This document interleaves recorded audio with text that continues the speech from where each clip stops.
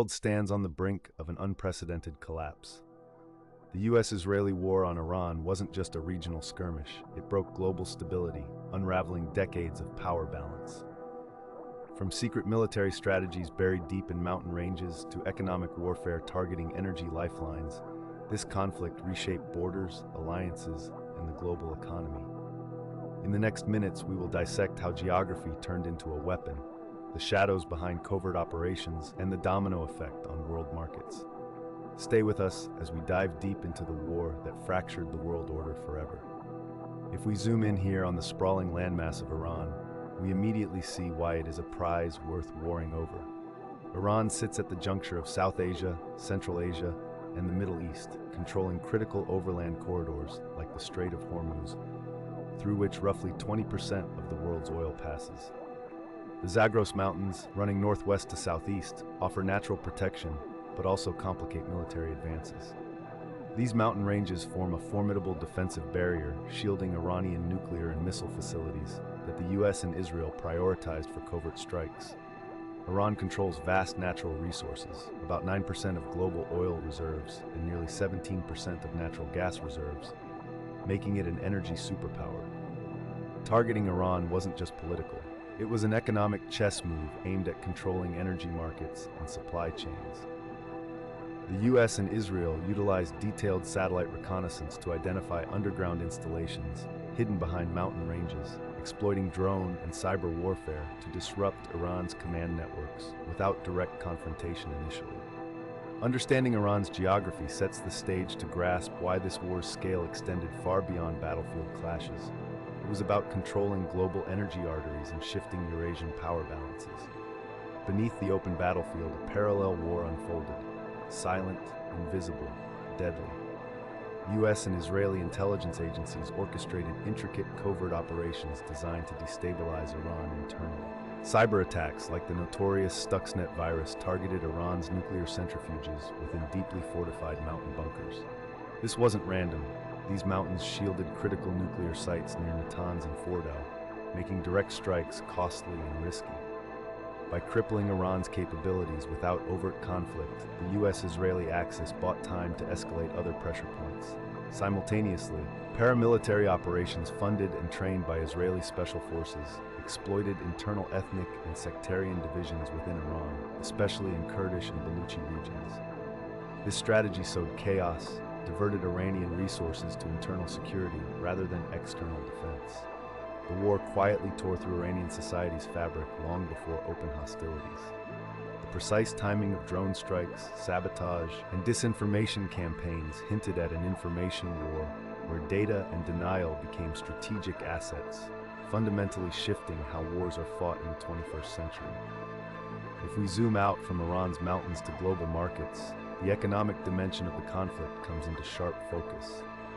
US-led sanctions and embargoes cut Iran off from international oil trade, squeezing the global energy supply. Iran's strategic oil exports plummeted by 70% in the first 18 months following hostilities, a disruption that skyrocketed global oil prices. European and Asian economies, heavily reliant on Middle Eastern energy, faced supply shocks. Strategic oil reserves were tapped at unprecedented levels, but the instability caused markets to spiral. This scarcity made Gulf allies scramble for alternative partnerships, including strengthening ties with Russia and China, further fracturing old alliances.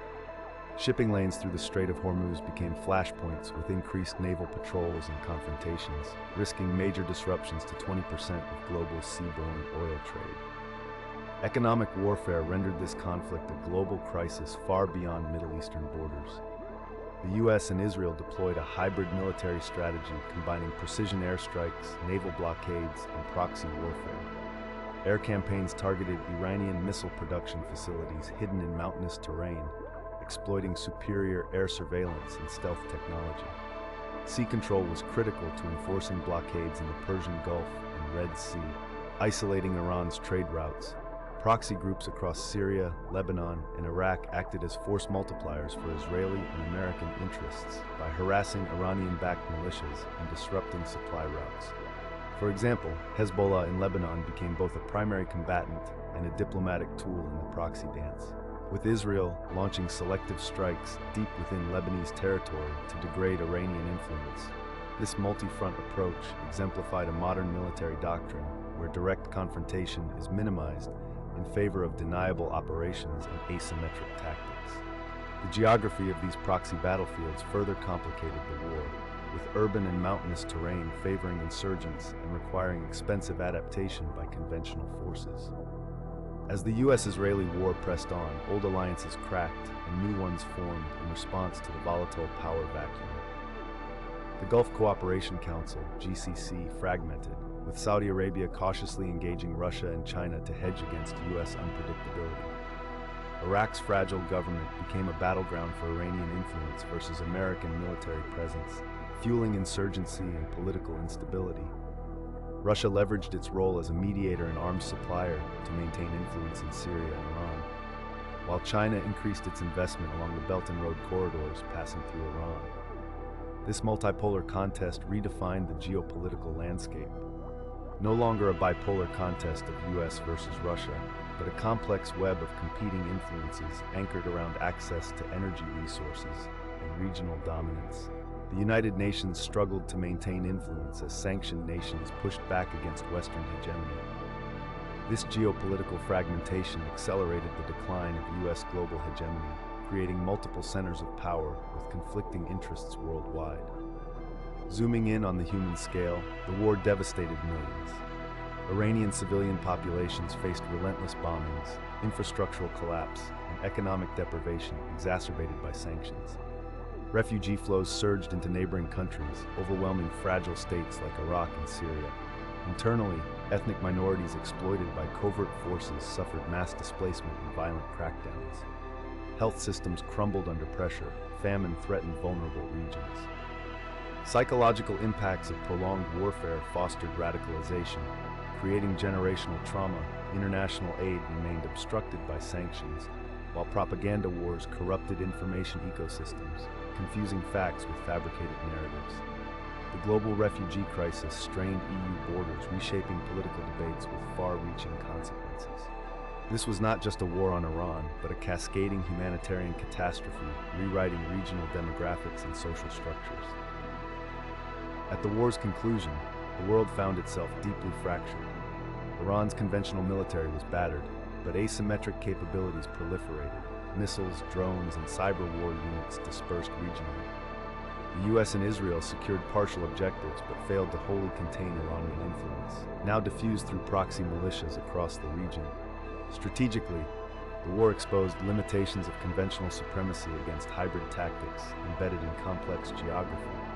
Energy market disruptions forced re-evaluation of global dependency on Middle Eastern oil, accelerating green energy investments, but also creating geopolitical competition far from the region. This conflict rewrote military doctrines emphasizing multi-domain operations, covert action integration, and economic warfare. It also served as a stark reminder: modern wars fracture the global system, reshaping order with unpredictable consequences. The world now operates under a new disorder, with security and stability remaining ephemeral. Looking ahead, the next decade promises escalating instability shaped by the US-Israeli war on Iran. Energy competition will intensify, with key players accelerating technological shifts to reduce reliance on volatile regions. Proxy conflicts will likely persist, morphing into cyber and economic battles fought in virtual arenas. New alliances based on pragmatic resource access rather than ideology will emerge, fracturing global order further.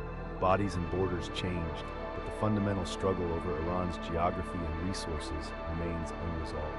The world faces a future where wars are hybrid, economic, and perpetual, breaking old models of diplomacy and security forever.